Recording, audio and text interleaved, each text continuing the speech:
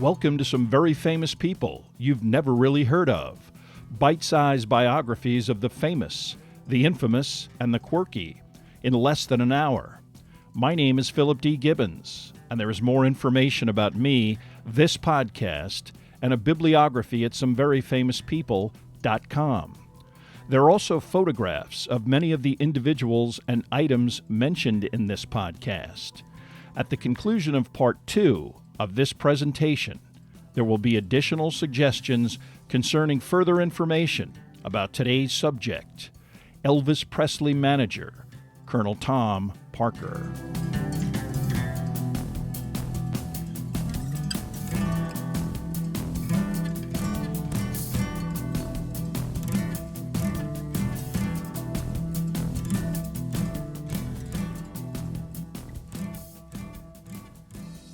Now let's return to our story about Colonel Tom Parker. Elvis Presley returned to the United States with an increased appetite for amphetamines, allegedly developed when he attempted to relieve the boredom of military service. But both he, friends, and acquaintances would have encountered such pharmaceuticals while Elvis was on tour, practically a staple during the grueling days of performing rock and roll in the 50s. While in Germany, Presley also met Priscilla Beaulieu, a 14-year-old daughter of an Air Force officer stationed in Wiesbaden, Germany. Because of her youth, her relationship with Presley was extremely restrained until 1962, although her ability to then visit Elvis and ultimately live at Graceland while Priscilla attended a local Catholic high school was conditional upon an agreement that the couple eventually marry. After a few charity performances, Tom Parker began to shift Elvis's career into a combination of film appearances that served to promote record sales. In fact, after 1961, Presley would not perform for a live audience for 7 years. Initially, Elvis himself believed that he could become a credible actor, and his initial films showed some promise and were perceived seriously by critics, with contributions ranging from some prominent industry individuals that range from Don Siegel to Michael Curtis to Clifford Odets. Originally interested in merely performing in film as a dramatic actor, Elvis was overruled by the Colonel, who with producer Hal Wallace stuck to a formula which included the obligatory half-dozen songs, eventually packaged into a soundtrack album. The Colonel also resisted any attempts to upgrade the quality of material and even admitted that he couldn't tell a good script from a bad script, or even a good performance from a bad one. The promise of early efforts like Jailhouse Rock and King Creole were eventually replaced by fluff like Clambake and Harem Scarum, reviewers now dismissing Presley's acting career as not serious. None of this bothered either the Colonel or the studios, producer Hal Wallace once famously stating, quote, that the only sure thing in Hollywood is an Elvis Presley movie, unquote. Shot with pared-down budgets with a guaranteed box office, Elvis films became a cash cow that unfortunately completely limited Presley's career. With the Colonel signing Presley up for 3 pictures annually, this altered Elvis's lifestyle, requiring the performer to live in the Los Angeles area for much of the year, a situation he disliked. He frequently fled L.A. whenever possible, taking his entourage with him to Las Vegas, a habitat that only encouraged an insulated, nocturnal lifestyle. He also began to tire of the drudgery of churning out increasingly more vapid films that were derided by the media. Privately, he began to criticize the Colonel as he became less and less popular, especially with the onset of the Beatles and other music styles that rendered him as square and archaic. The Colonel himself also began to spend more time in places like Palm Springs and Las Vegas, always secretive about his health. In the mid-'60s, Parker, who weighed over 300 pounds, would suffer his 3rd heart attack, a debilitating occurrence that transformed him into an old man who began to live every day like it was his last. This greatly exacerbated his gambling addiction, especially to craps and roulette, and most likely influenced his poor business decisions concerning Elvis's career. More and more movie studios and RCA were asked for money up front, or even occasionally to actually cover the cost of gambling losses. Because some of the Memphis Mafia, especially Joe Esposito, were conduits to the Colonel. He was fully aware of Presley's restlessness and anger over his stalled career. He also was mindful that at some point, Elvis's public might completely tire of the formulaic nonsense that was now the mainstay of Elvis's income stream. He began discussions with NBC for a television special live performance that would be billed as Presley's comeback as an entertainer. A difficult and relentless negotiator, Parker took 2 years to hammer out a deal, $250,000 for the special, $850,000 for a separate film. The Colonel also mindful that the studios were no longer willing to pay Elvis his standard $1 million fee. This film, called Change of Habit, also starred Mary Tyler Moore as one of 3 nuns in the inner city, and Ed Asner 1 year before Tyler Moore's breakout television show. It was just as well that the Colonel decided to move Elvis back into live performances, as the desultory Change of Habit was the last dramatic film release of Presley's career. But by the time of its release, Elvis was already riding the wave of a successful reemergence. Initially conceived as a Christmas special by Tom Parker, both Elvis and the show's creative team of Steve Binder and Bones Howe agreed that they wanted a more stripped-down return to Elvis's musical roots, and were able to convince Parker to generally accept moving away from Elvis singing Christmas carols, most likely because that was something Presley wanted no part of. Once they got that general agreement, Elvis made the creative decisions on his own, with a great deal of input from Binder, whose perspective Presley respected. The resulting special, with a tanned, refreshed Elvis in an especially remarkable leather outfit, among other wardrobes, performing an extended medley of some of his most popular or distinctive hits, was the highest-rated television show of the year, the program also a critical hit. There was even a Christmas Carol for the Colonel to release. No longer bound to sell the warmed-over soundtracks from his films, Elvis then went back into the studio looking for new and different material. Told repeatedly by Tom Parker to ignore the trend towards songs with a contemporary social message, Presley followed his own instincts in picking music from a songwriter who had written material used in his films. When RCA asked Mac Davis to provide a demo tape of anything he thought appropriate for an upcoming Elvis Memphis January 1969 recording session, he responded with 19 different songs. The first song on the reel was entitled In the Ghetto, a sad ballad about the cycle of urban poverty and violence. Although both Tom Parker and RCA thought releasing such material would be a disaster, Presley's dramatic rendition, released in April 1969, became his first top 10 hit in 4 years. Although left off of the album, From Elvis in Memphis, in August of 1969, another Presley single, Suspicious Minds, an iconic song, became his last #1 hit. Insisting to the Colonel that he wanted to return to live performances, Parker negotiated a deal with Kirk Kerkorian's International Hotel for 4 weeks, 2 shows a night, Mondays off in the hotel's 2,000-seat auditorium. Beginning in July 1969, Elvis was paid $100,000 a week, the highest performance fee in Vegas history, and the second performer to appear at the brand-new venue. The Colonel shrewdly letting Barbra Streisand appear first, assuring that any sound, lighting, or production issues would be remedied by the time Elvis began his stint. Presley was back, even appearing on the cover of Rolling Stone magazine in July of 1969. Although Tom Parker's promotion of Elvis's appearance throughout Las Vegas and all of the way to California generated sellout crowds and high-profile buzz, his constant presence in the casino had the predictable effect of prompting Parker to ramp up his gambling habit to new heights. And he continued to exert tremendous personal control over especially access to Elvis Presley. One of the many prospective concert attendees was Steve Binder, who tried on many occasions to call Elvis's private number, which Presley encouraged after their NBC special.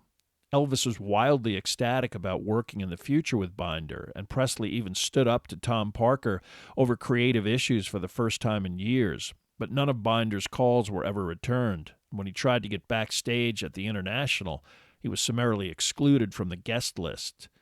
Members of the entourage ensuring on Parker's orders, no doubt, that he was barred.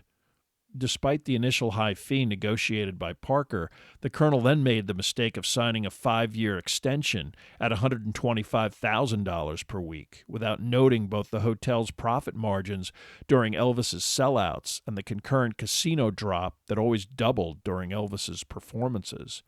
Why did he make such a bad deal? Because it guaranteed that Parker would get all kinds of casino freebies and perks that the hotel gladly provided, a salve to the huge amounts undoubtedly the Colonel was losing at the tables. Things like a giant freezer stocked with gourmet food at his Palm Springs home on the casino's dime, free suites and sign-off privileges while at the hotel, even when Elvis wasn't performing, free trips to Hawaii for the entourage, and the highest roller status losing as much as $50,000 to $100,000 a night. But Elvis was so profitable that Parker was allowed to gamble essentially on credit, his marker reduced on the rare occasion when he actually won.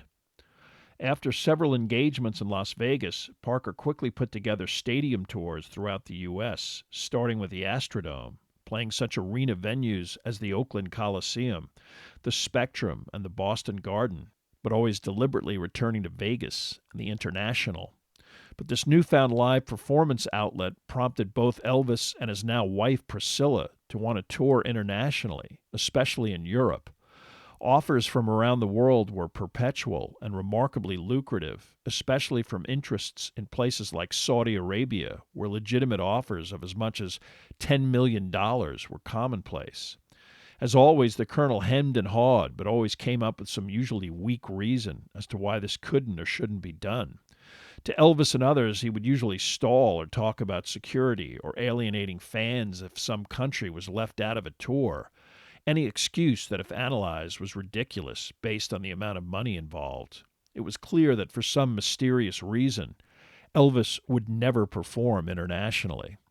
One eyewitness recounted an exchange when two South American promoters approached Parker with an offer of $2.5 million for one show. The Colonel barely reacted, saying only, "Whenever I need $2.5 million, I'll call you." That Parker had finally constructed his perfect Vegas habitat of unlimited gambling, high roller treatment, and utterly servile 24/7, 365 attention was to his liking, but his only client began to appreciably suffer. Despite his resurgence, Elvis Presley's spending habits, large payroll, and maintenance of both Graceland and a succession of households in Bel Air and Beverly Hills necessitated a great deal of cash. While his live shows were lucrative, they entailed transportation, eventually aboard a Convair 880 4-engine jet named the Lisa Marie, after his only daughter, which transported a large entourage of security and band members to most shows. Elvis's money woes only got worse when he separated from Priscilla, 5 years after getting married and 4 years after the birth of his daughter. Initially willing to settle for less, Priscilla eventually renegotiated the terms of the divorce, receiving $725,000 in a lump sum, an eventual $6,000 a month for 10 years, and $4,000 a month in child support. With Elvis having no need for an L.A. base, his final Los Angeles home was sold in 1975 for $625,000 to Telly Savalas. Priscilla also got half of that. The need for even more cash precipitated another dreadful decision that both the Colonel and Elvis initially resisted. With an understanding of their long-term potential value, RCA Records repeatedly approached the Colonel, asking about a lump sum buyout of Elvis's future royalties on record sales. This was not publishing or performance rights, but the money per record sold. The offer encompassed all Elvis music recorded before 1973, and would be in perpetuity. The first lump sum offer was for $3 million, but was rejected. RCA then kept upping the ante. When they got to $5.4 million, Parker and Elvis accepted the deal. The Colonel then demanded a renegotiation of his own deal with Elvis, demanding that all non-touring revenue be split 50-50. On live performance revenue, Elvis got a 66-33 split. But there were other deals involving music publishing companies and merchandising in which Elvis received less than 50%. And back in the 50s, when Elvis was able to elbow his way into writing credits on some of his biggest hits, the Colonel told him not to sign up with either BMI or ASCAP, as Parker disliked written agreements with organizations involved in processes he didn't understand. Although this was eventually remedied, it did not occur until after Elvis was dead, effectively costing the performer another obvious and significant revenue stream. In 1973, the Colonel did negotiate a 7-year contract extension with RCA, but somehow, of the $10.5 million paid up front, the Colonel got $6 million, Elvis $4.5 million.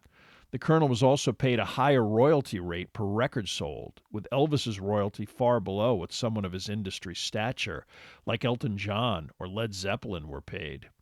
Elvis was oblivious to much of this detail, having entered a period of serious narcotic abuse and depression. The Colonel, understanding that the lack of international touring was a major irritant for Elvis, then devised an ingenious plan to circumvent his personal abhorrence of such a tour. He made a deal with various television networks all over the world for Elvis to appear in a live format for live international satellite transmission to countries including Hong Kong, Japan, South Korea, South Vietnam, the Philippines, and Australia. Because the Super Bowl would take place on the same day, January 14, 1973, and because special attention and additional material was to be supplied for the version shown in the United States, the American edition of the show appeared on April 4th. Elvis became excited about this novel showcase, lost 25 pounds in the month leading up to the show, and also cut way back on his pharmaceutical consumption, evident when he hit the stage in a specially designed American Eagle jumpsuit in Hawaii. This preparation helping to produce an iconic appearance.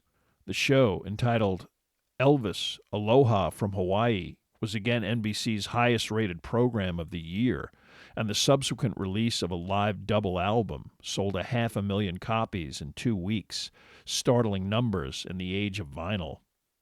But this was the final hurrah in a career now at a pivotal crossroads. Linda Thompson, the Tennessee beauty queen that became Elvis's official girlfriend after his marriage dissolved, hoped that Presley's ability to get himself into some semblance of normal, sober shape might be a permanent transition. But only hours after the concert ended in the early morning, Presley was again so narcotically intoxicated that he could not even get off of his Honolulu hotel room balcony to accompany his entourage to the USS Arizona Memorial. Thompson herself would personally witness Presley's final harrowing descent and bizarre behavior that transformed him into a tragic monstrosity. His consumption of narcotics now began to routinely include the injection of Dilaudid, a synthetic morphine administered into his hip. With financial necessity having forced Kirk Kerkorian to sell the International to the Hilton Hotel Corporation, Presley spent his time at what was now the Las Vegas Hilton, isolated in his hotel suite, never coming out in daylight hours and avoiding Colonel Parker, who he rarely spoke to. Parker spending most of his time at the gaming tables, running up a debt that eventually reached $30 million. Stories of Presley spontaneously shooting out television sets and streetlights were absolutely true. The paranoid singer, usually armed with several handguns, once coming within inches of accidentally shooting Linda Thompson while she was using the bathroom. Presley's dysfunctional relationship with his manager bubbled over predictably after an incident that had all of the bizarre trappings of Elvis in his final years. Having spent a great deal of time at the Las Vegas Hilton, Presley was quite close to the casino maitre d', who routinely served him dinner in his suite. Elvis was getting so delusional that he believed that he had the power to cure any ailment, and when heard that the maitre d's wife had cancer, he immediately rounded up his entourage and headed to the maitre d's house and went through a ritualized process intent on healing her. Unfortunately, hotel management had a policy against fraternization with guests, especially in this case, and the maitre d' was quickly fired. When Elvis found out, he was so angry, he lambasted Hilton management on stage, singling out Baron Hilton personally. I think you people ought to know that the big shots at the Hilton are an unfeeling, uncaring group. They're rotten. A man's wife was dying of cancer, and just because I went out there to try and help her, they fired him. Baron Hilton's behind this. He's not worth a damn. After the show, Parker confronted Presley, and uncharacteristically, Elvis basically told him that if he didn't like it, he was fired. This argument escalated to the point where Parker played what was a trump card that he had probably always kept in reserve for just such a moment. He told Elvis that he could fire him if he wanted to, but that Presley would have to pay him what Parker was owed, and that he would submit his bill in a few days. The Colonel was smart enough to ultimately submit this demand through the unsophisticated Vernon Presley, technically Elvis's business manager. Parker wanted $2 million before he would agree to relinquish his contract. Instead of contacting any number of entertainment industry management professionals who would have jumped at the chance to manage Elvis Presley and either backed down Parker with litigation or even just paid him to go away, the naive Presleys caved in. After a long discussion with his father, Presley told a member of his entourage, "I guess we're going to have to make up with the old bastard." That was the last time Elvis even considered firing Tom Parker, believing that he would have to come up with a large sum of money to escape from this arrangement. He decided that, moving forward, he would just have to tolerate the Colonel. However, from then on, he communicated only through intermediaries, avoiding any direct interaction. Subsequently, Elvis's drug consumption and eating habits deteriorated to the extent that Linda Thompson, who had once eagerly discussed marriage with Presley, reluctantly walked away from the relationship in December of 1976, unable to personally witness what she felt to be an inevitable end. Tom Parker's only response to Elvis's deteriorating condition and obvious drug usage was, in 1974, to form a corporation focused strictly on Elvis-related merchandise and souvenirs. This entity, known as Boxcar Productions, had an ownership of 40% to Parker, 15% to Presley, and the other 45% to various pals of Parker, including Freddie Beanstalk. Instead of helping his client health-wise, it appears that Parker was preparing for the day when Elvis could no longer perform, and inanimate objects would be the only way to make money off of his client. By August of 1977, Elvis Presley, 6 feet tall, weighed 350 pounds, 175 pounds more than what he weighed only 4.5 years earlier during his Aloha from Hawaii concert. His heart was 3 times its normal size, and his nervous system routinely contained as many as 12 separate types of mostly narcotic medication, including several types of opiates. His remarkable tolerance of these medications was the product of massive abuse that stretched back over 2 decades. It was completely predictable that he collapsed and died at his home on August 17, 1977, aged 42. From what was officially listed as cardiac arrest, but what was more than likely polypharmacy. Following the circus-like funeral and public outpouring of grief after Elvis Presley's death, life went on normally for Colonel Parker and Presley's immediate family. A year later, a convention was held at the Las Vegas Hilton, organized by Tom Parker, that included a dedication of a statue of Elvis in the lobby, separate admission to an Elvis recreation for a $15 additional charge, appearances by Priscilla and Vernon Presley, and the Colonel signing an autographed poem for $1 a throw.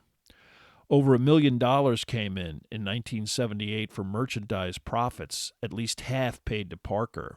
The Colonel Parker gravy train seemed to be moving forward smoothly until a final and permanent obstacle appeared on the tracks.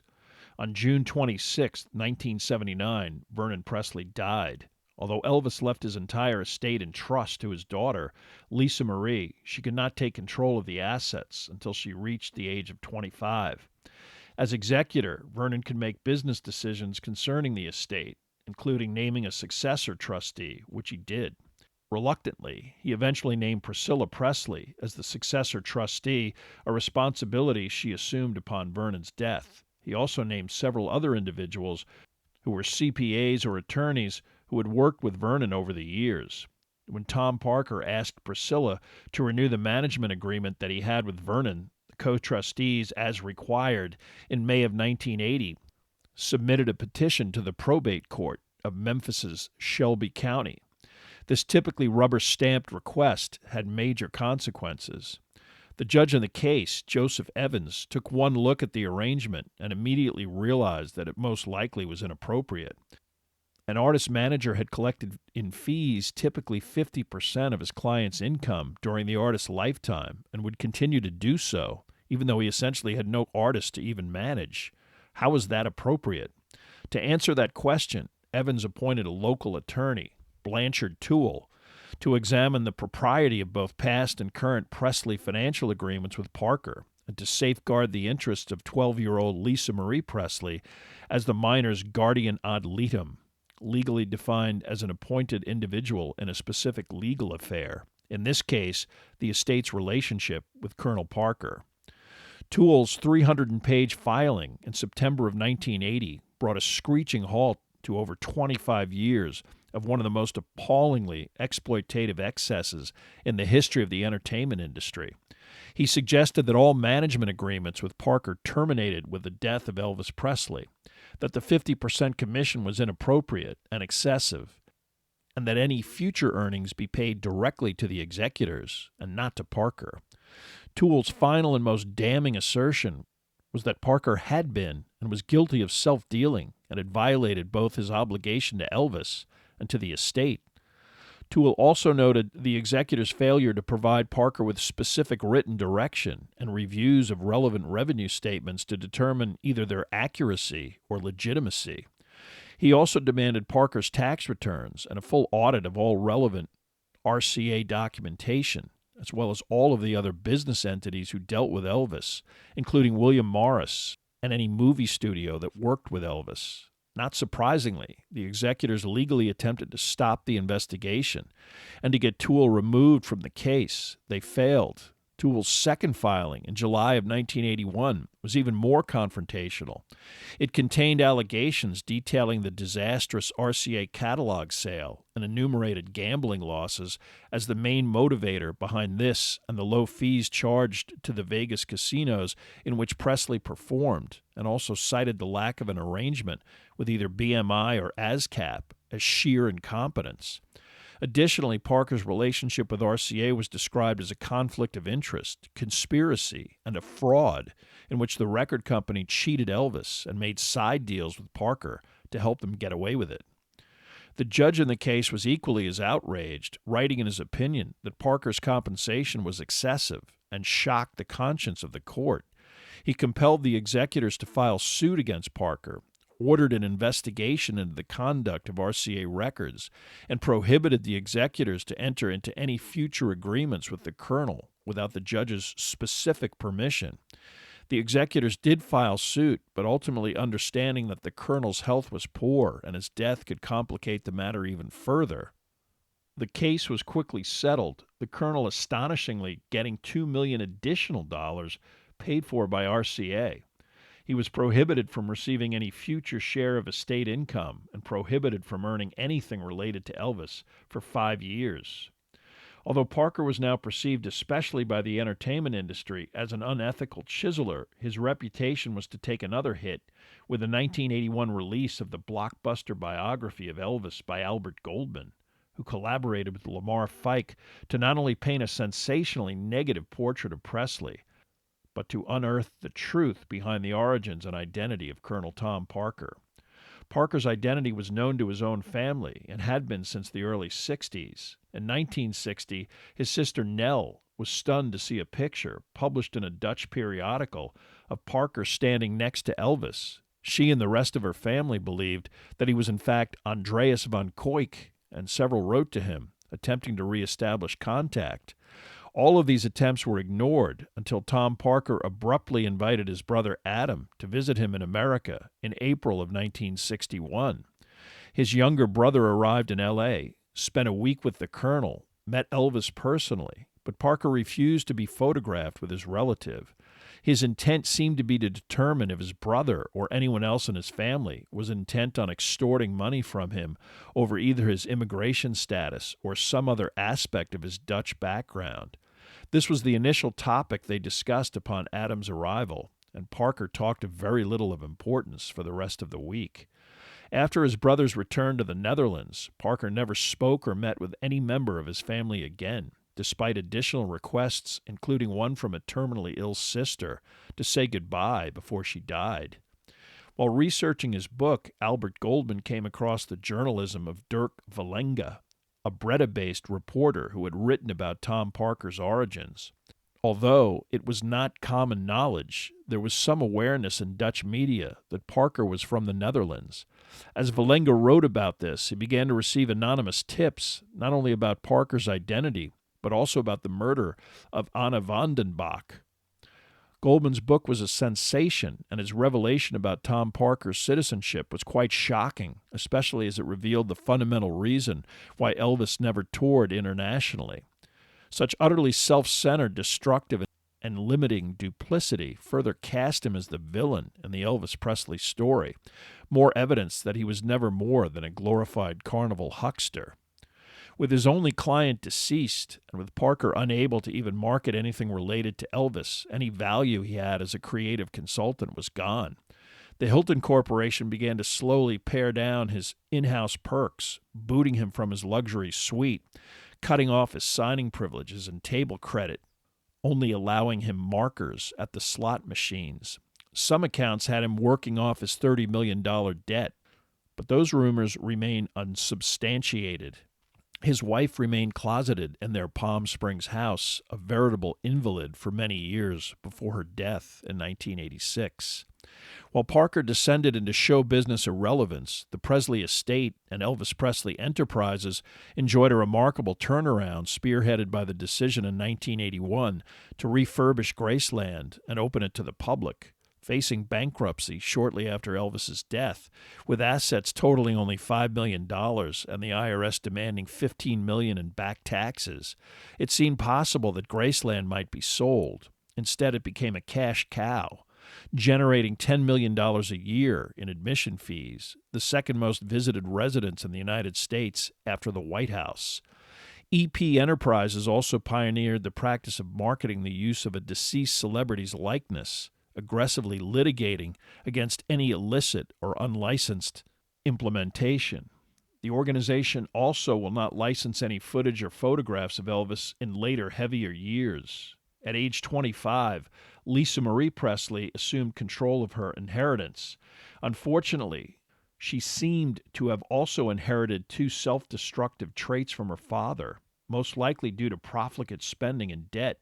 She eventually sold 85% of much of her inherited interests in Elvis Presley's posthumous income streams for $100 million. She eventually sued the investment manager hired to oversee her newly acquired cash, asserting that he had depleted the entire amount. Much more ominously, Lisa Marie battled major opiate addiction for much of her life, dying on January 12, 2023, aged 54. Her official net worth at the time of her death was a negative $10 million. Her mother, for many years the official trustee of her estate, was allegedly replaced by a recent amendment naming Lisa Marie's eldest daughter, Riley, as the trustee. An amendment Priscilla is now fighting in court. Both the disposition of Lisa Marie's trust and estate and her official cause of death are still pending. Although she sold many of her father's assets, Lisa Marie's estate still owns Graceland itself. Colonel Tom Parker lived out his last years arranging the occasional Elvis convention at the Las Vegas Hilton and living in a nearby high-rise apartment on a golf course after the hotel kicked him out, usually vigorously avoiding any media or interviews. He eventually married his secretary and longtime rumored companion, Lou Ann Miller, although caretaker was probably more appropriate. They spent much of their time in casinos, Lou Ann reading a book, while the colonel poured coins into a slot machine, frequently needing the help of an attendant to keep 4 machines going at once. His second wife attempted to limit his gambling losses, but wasn't particularly successful. when he died of a stroke in their apartment on January 20th, 1997, aged 87. His estate was worth about $900,000 after the Colonel earned $100 million from Elvis Presley alone, approximately $360 million in 2023 dollars. Since he barely paid for even the most mundane household expenses, it is believed that most of his fortune was lost gambling in Las Vegas casinos.